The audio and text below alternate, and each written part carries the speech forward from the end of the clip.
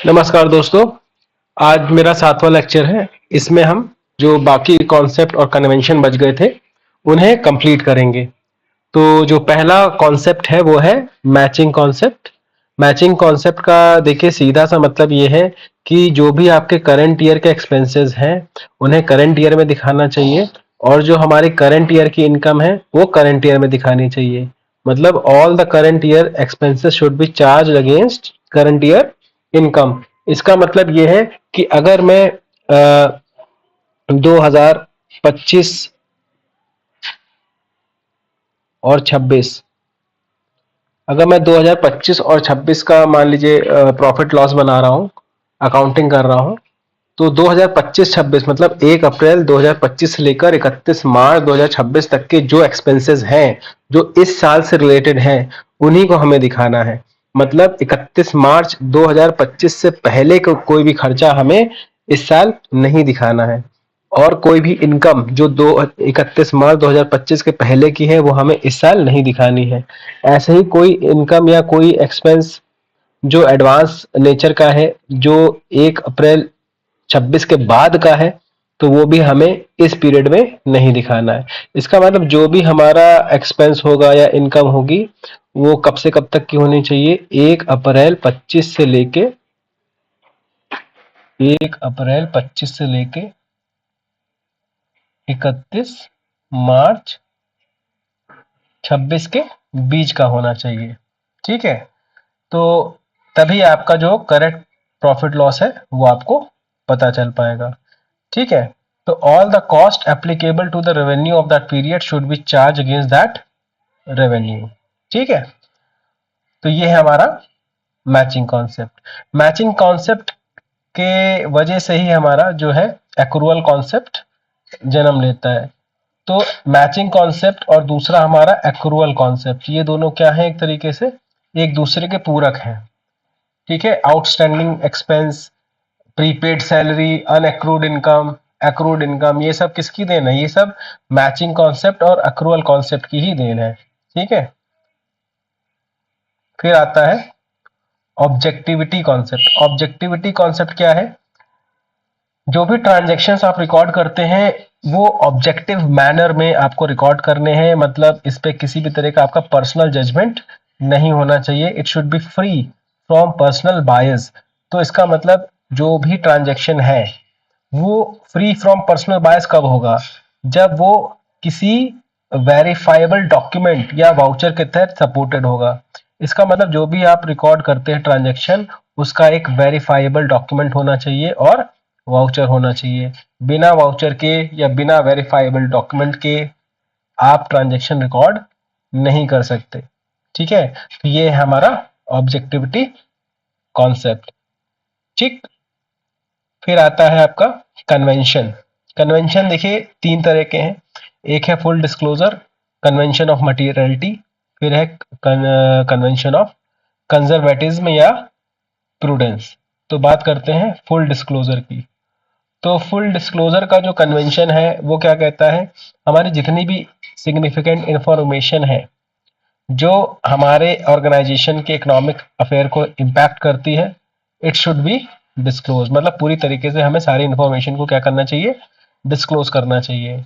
तो जैसे contingent liability, आपको पता है कंटिजेंट लायबिलिटी हम बैलेंस शीट में नहीं दिखाते हैं। तो अगर हम उसको बैलेंस शीट में नहीं दिखाते हैं तो एक तरीके से हम किसी फैक्ट को फुल्ली डिस्क्लोज नहीं कर रहे हैं। इसीलिए फुल डिस्क्लोजर को फॉलो करते हुए कंटिजेंट लायबिलिटी को हम बैलेंस शीट के फुटनोट पे दिखाते हैं। ठीक है, कंटिजेंट लायबिलिटी जैसे मान लीजिए आपका कोई केस है जिसमें अभी जज का फैसला आया नहीं है कि वेदर वो आपकी लायबिलिटी है या नहीं। ठीक है, तो जैसे मान लीजिए आपको किसी को पेमेंट करना था बट वो जो है कोर्ट में एक विवाद बना हुआ है।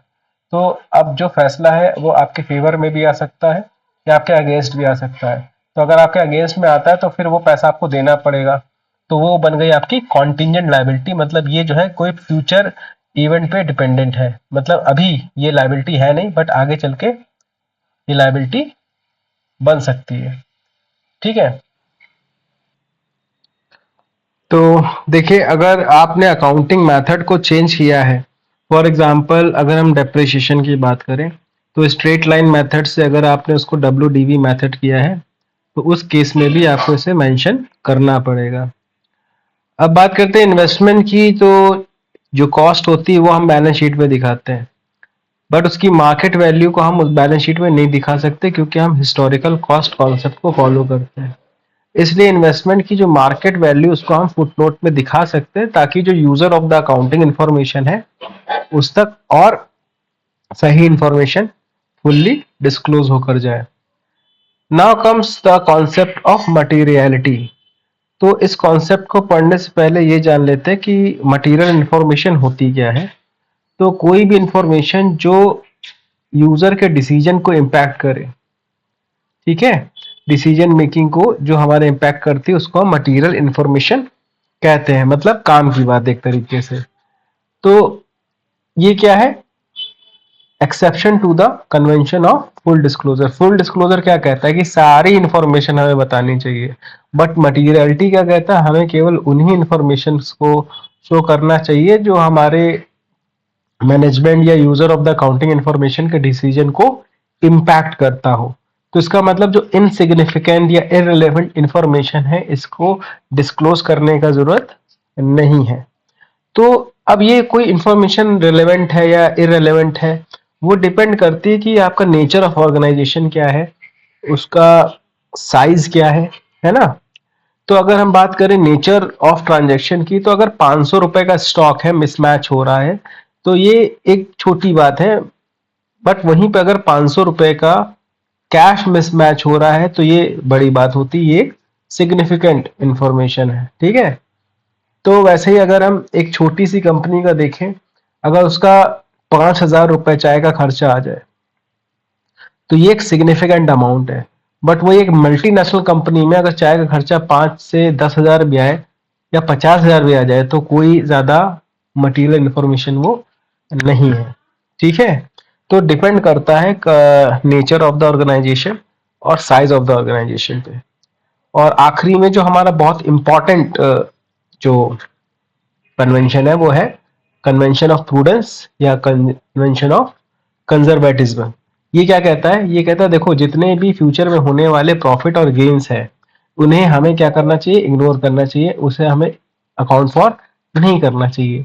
बट फ्यूचर में जितने भी लॉसेस हैं जो हो सकते हैं उनके लिए प्रोविजन बनाना चाहिए। तो it is a convention of playing safe. अब जैसे हम ही घर से निकलते हैं तो जेब में कुछ पैसे डाल लेते हैं, है ना, कि मान लो गाड़ी पंचर हो गई, कुछ हो गया, तो कुछ पैसा होना चाहिए ना जेब में। तो जरूरी थोड़ी कि वो हो ही जाएगा, है ना। तो ये एक तरीके से क्या है, फ्यूचर में किसी भी प्रॉफिट और गेन की उम्मीद मत करो। होगा तो अच्छी बात है, नहीं होगा तो कोई बात नहीं, बट हाँ अगर लॉस हो गया तो उसके लिए कोई प्रोविजन हमारे पास ऑलरेडी होना चाहिए। इस कन्वेंशन की वजह से ही क्लोजिंग स्टॉक का जो वैल्यूएशन होता है वो होता है कॉस्ट या market value which ever is less, ठीक है, दोनों में से जो कम हो। और जो डेटर्स के लिए हम लोग प्रोविजन बनाते हैं वो भी इसी कन्वेंशन की देन है, ठीक है। तो चलिए आज के लिए इतना ही। नेक्स्ट वीडियो में मैं अभी जितने लेक्चर मैंने पढ़ाए हैं उन पर बेस्ड MCQ लेकर आता हूं। तब तक के लिए थैंक्स।